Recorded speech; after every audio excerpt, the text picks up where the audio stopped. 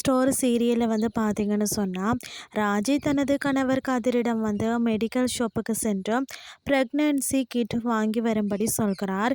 இந்த விஷயம் பழனிக்கு தெரிய வர அவர் வீட்டில் உள்ள அனைவரிடமும் இந்த வீட்டில் குழந்தை சத்தம் கேட்க போகிறது, ராஜிக்கும் கதிருக்கும் குழந்தை பிறக்க போகிறது அப்படின்னு சொல்கிறாராம்.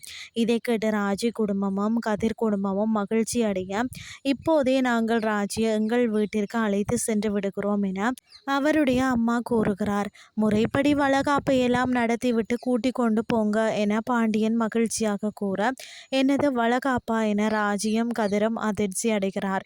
இவர்களின் அதிர்ச்சிக்கு பின்னால உள்ள விஷயம் என்ன? ராஜி கர்ப்பமா இல்லையா?